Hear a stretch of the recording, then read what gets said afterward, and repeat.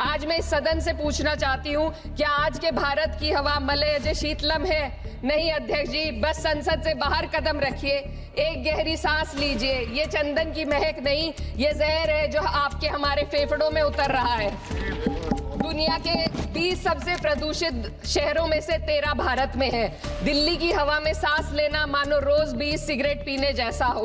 भारत हर साल सर्दियों में जहरीली हवा के प्रकोप में घिर जाता है। AQI गंभीर स्तर। अस्सलाम वालेकुम दोस्तों, कल 8 दिसंबर 2025 को लोकसभा के अंदर एक अहम बयान हुआ है।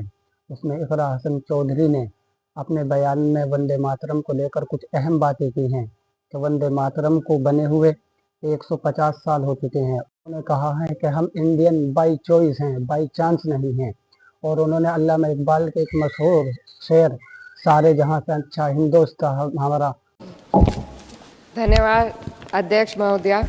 आज हमारे राष्ट्रगीत के 150 वर्ष पूरे होने पर हो रही महत्वपूर्ण चर्चा में गर्व के साथ एक भारतीय होने के नाते मैं अपने विचार रखना चाहती हूँ।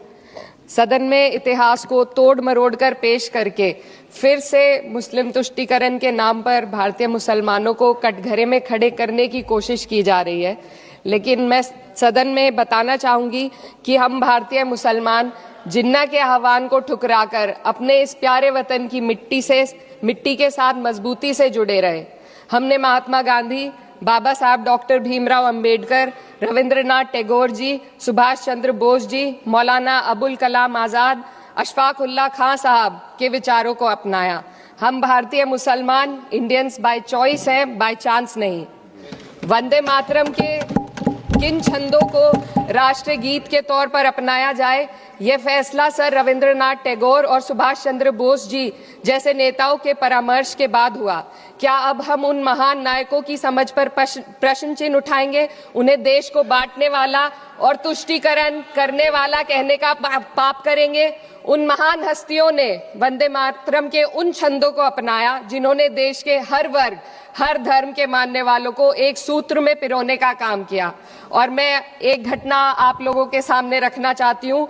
वर्ष 1900 है, वे सिर्फ मातृभूमि की वंदना नहीं, वे इस धरती की हर नारी, वे इस देश की हर बेटी, हर महिला के सम्मान की बात भी करता है। लेकिन आंकड़े अगर आप देखेंगे, NCRB की हाल की रिपोर्ट के अनुसार, मैम जसवंत के अनुसार देश में हर वर्ष लगभग 30,000 से अधिक बलात्कार हो रहे हैं। यानी एक दिन में 80 से अधिक महिलाएं यौन हिंसा का शिकार होती हैं। और ये सिर्फ दर्ज मामले हैं।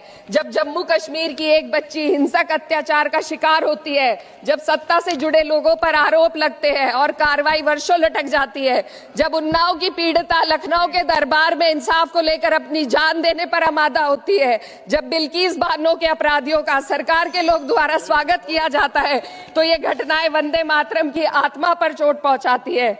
मैं अध्यक्ष महोदया बस यही कहना चाहती हूँ अपनी बात को अंत में रखते हुए कि वंदे मातरम सिर्फ अतीत की ललकार नहीं, ये वर्तमान की जिम्मेदारी है। ये आत्म मंथन की घड़ी है। यही समय है कि हम वंदे मातरम को सिर्फ नारा नहीं, नीति और जिम्मेदारी बनाए।